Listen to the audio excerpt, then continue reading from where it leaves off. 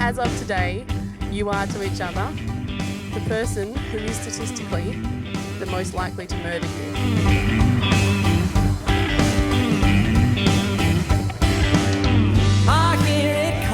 Now, I wasn't there when Tom and Mads met, but in smooth talking Tommy style, Tom was out helping a family friend, Lance's farm, in harvest a number of years ago. Well done, Lance. You know, and I'm not a farmer, but apparently you've got to take the grain down, go to the sample station, and if it's too moist, it doesn't work, and it's got to be dry.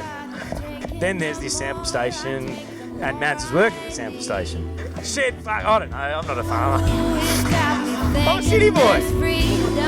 Anyway, apparently Lance has said, yeah, there's this good-looking, the best sampler. Is a sampler a thing? You're the best sampler? Yeah, good. You're the best sampler in the Avon, right? Fuck, I don't know. Anyway, he's walked in all macho and shoulders back, smooth talking Tommy. I've played AFL, I'm pretty good at what I do, yeah, sweet. Walks in, shoulders back, and apparently he's just jaw drops, knees bend, and in the words of big Reece Stanners, didn't speak English for the next 45 seconds. Tom too was smitten, telling his mates he'd met a country girl who was a teacher, who was smoking on all levels, and again, most importantly, didn't mind a beer. I still wasn't sure though, because he said he was interested in Maddie. She's working in Kojonup, and I recalled the time when there's no chance that a girl would get a look in if she was any further north than Cottesloe or further south than North Fremantle.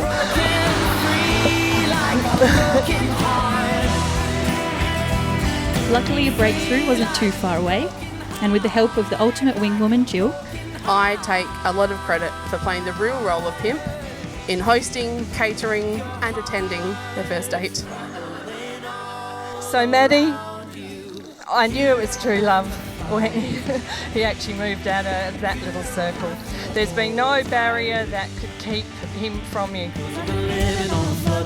they were welcomed wholeheartedly into each other's circles. Their lives gelled seamlessly together, and with Elvis and Higgins, they had all the makings to start a perfect little family of their own. After 3 amazing years together, Tom got down on one knee and asked Maddie to marry him on the Boxing Day of 2019. I think it may have only been the second attempt for the night. Third. Possibly third.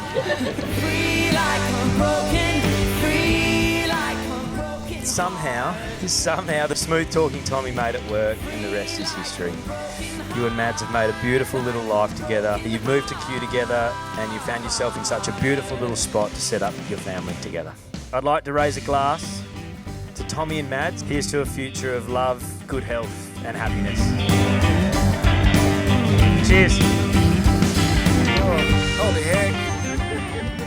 Congratulations, of course, on the big day, Mr. and Mrs. Lee. Fantastic. Boom, boom. What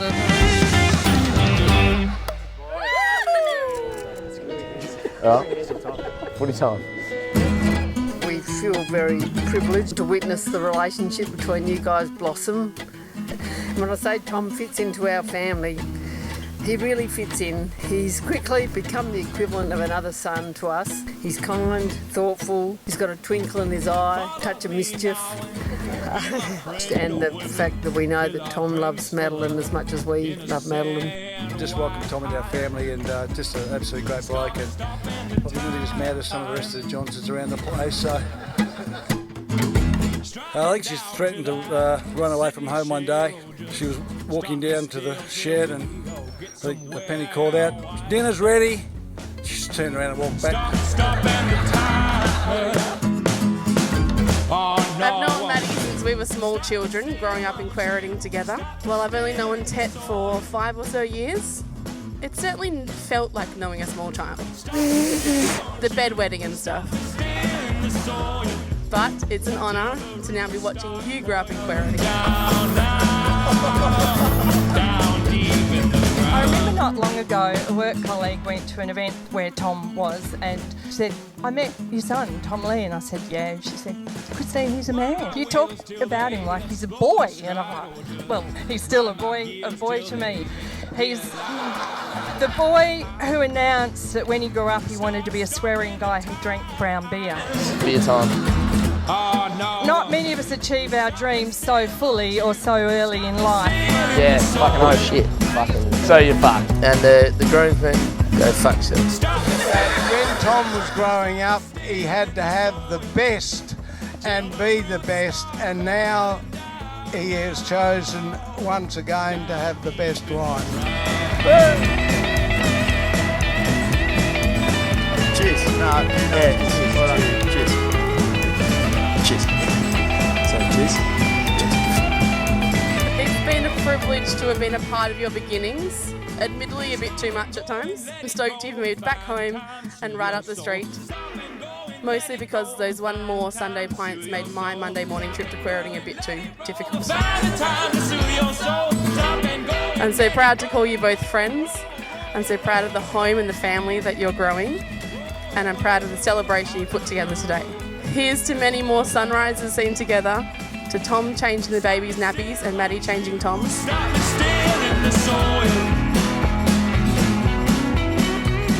Unnecessary tackling, musical performances, dinner dates at my house, and I guess me doing some babysitting and you two spending some time alone together. I love you both. Cheers, Ted.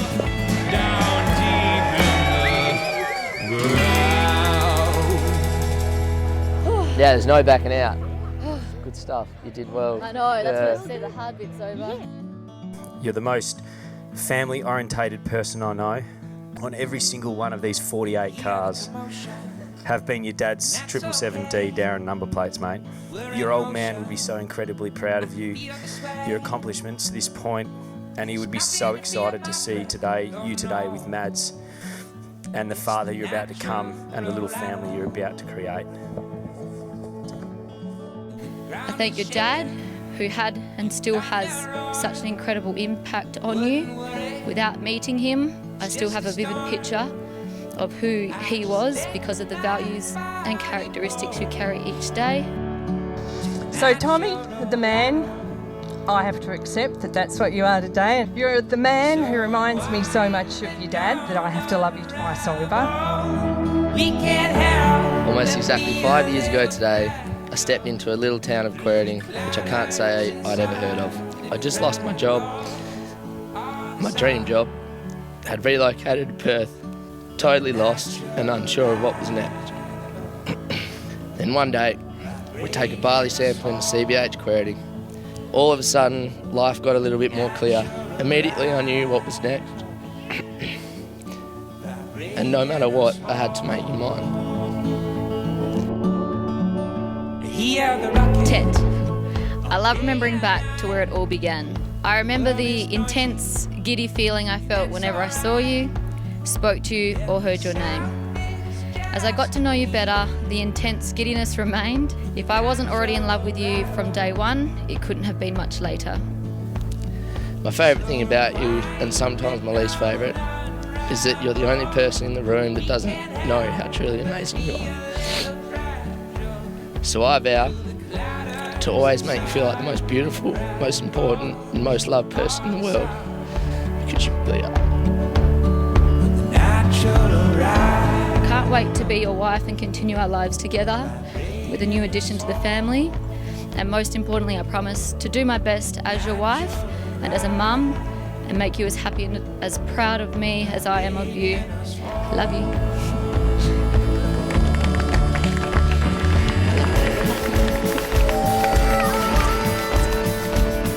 Good one.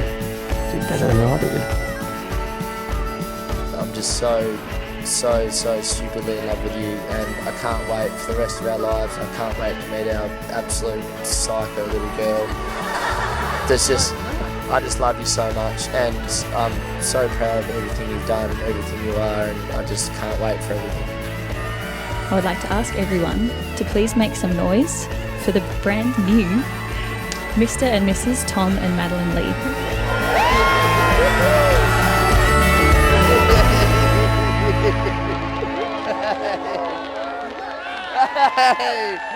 Hey!